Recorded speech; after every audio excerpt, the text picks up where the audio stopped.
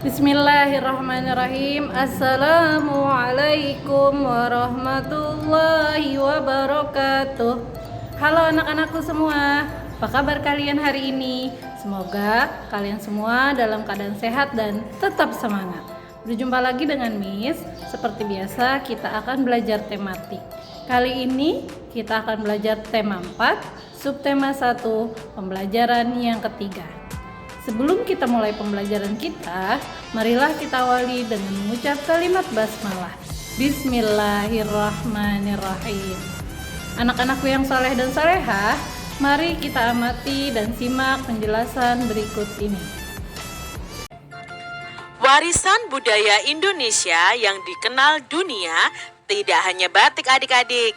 Di bidang olahraga, pencaksilat juga merupakan warisan budaya yang mendunia. Tahukah kamu pesilat Indonesia? Nah, kita akan belajar tentang pencaksilat adik-adik. Salah satu pesilat Indonesia adalah Iko Uwais. Nah, Iko Uwais ini adalah salah satu atlet silat Indonesia. Ia telah menekuni dunia silat lebih dari 10 tahun. Iko Uwais ini berhasil menduduki urutan ketiga dalam gelaran turnamen silat Provinsi Jakarta pada tahun 2003. 2 tahun kemudian ia berhasil menjadi juara. Iko adalah juara di kejuaraan silat nasional kategori demonstrasi. Iko beberapa kali mengikuti kegiatan pencaksilat di luar negeri seperti di Inggris, Rusia, Laos, Kamboja, dan Prancis. Pencaksilat itu merupakan seni bela diri bangsa Indonesia. Hampir tiap daerah di Nusantara ini memiliki tokoh pendekar silat kebanggaan.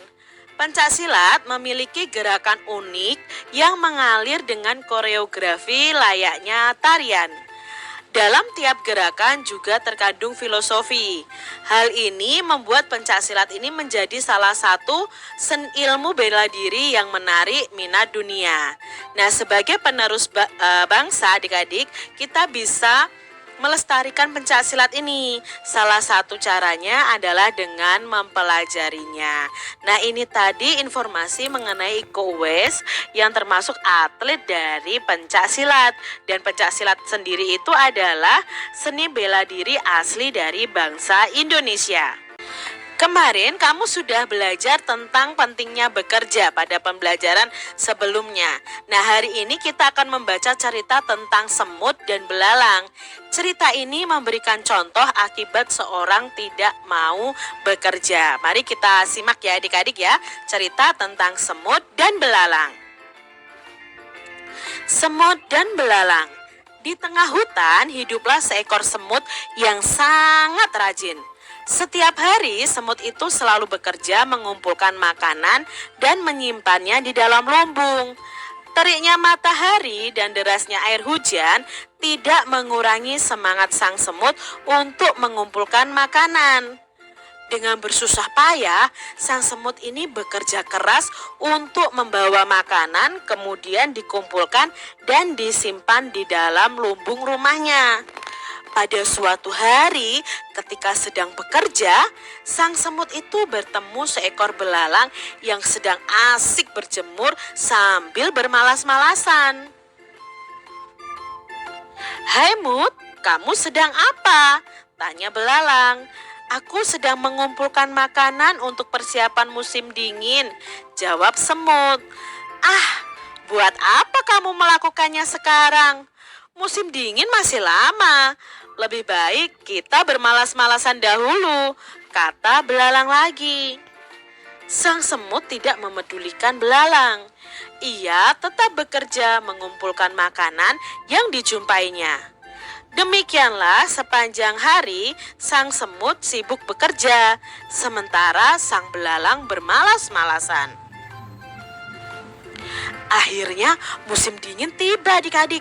Sang semut yang rajin itu duduk dengan nyaman di rumahnya yang hangat.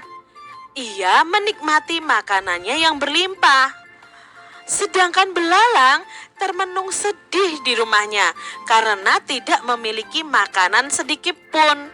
Saat belalang hampir mati kelaparan, sang semut datang dan memberinya makanan.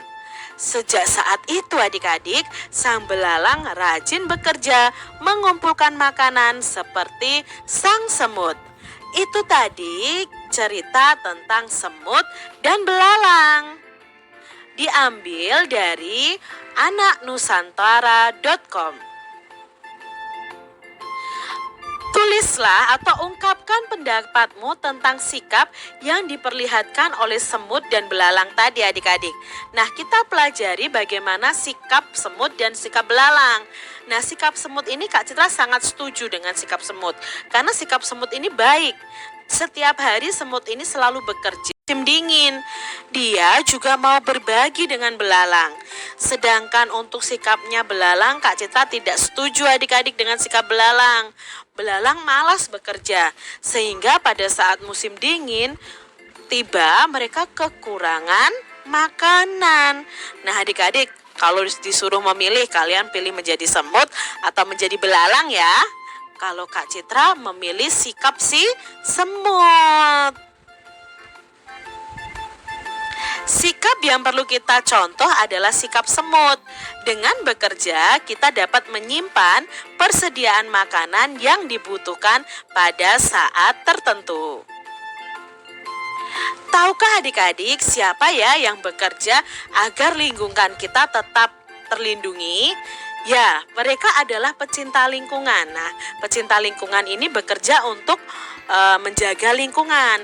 Mereka adalah orang-orang yang bekerja untuk melindungi lingkungan tanpa imbalan atau bayaran loh adik-adik. Pencinta lingkungan itu bekerja di berbagai wilayah. Nah, adik-adik bisa menjadi seperti mereka. Tugas pecinta lingkungan adalah menjaga lingkungan dari perusakan dan pencemaran akibat ulah manusia.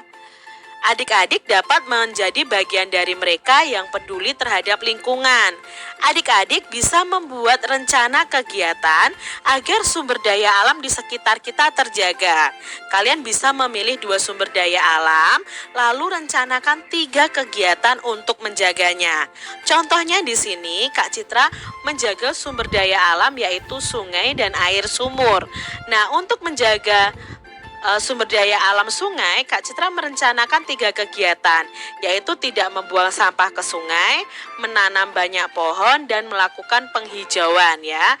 Lalu alat yang dibutuhkan Kak Citra adalah keranjang sampah dan cangkul. Selain itu, sumber daya alam yang akan Kak Citra jaga adalah air sumur. Nah, rencana kegiatannya tidak membuang sampah ke dalam sumur, membersihkan sumur, menghemat penggunaan air bersih. Lah, alat yang dibutuhkan apa? Keranjang sampah dan alat-alat kebersihan. Nah, mungkin adik-adik bisa memilih sumber daya alam yang lain, misalnya hewan dan tumbuhan. Nah, rencana kegiatannya apa untuk memelihara tumbuhan? Rencana kegiatannya apa untuk memelihara hewan kalian? Kalian bisa tuliskan, buat tabel seperti Kak Citra ini.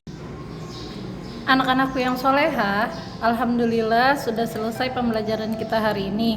Semoga apa yang kita simak tadi dapat difahami dan dapat bermanfaat. Mis akhiri, wabillahi taufiq wal hidayah. Wassalamualaikum warahmatullahi wabarakatuh.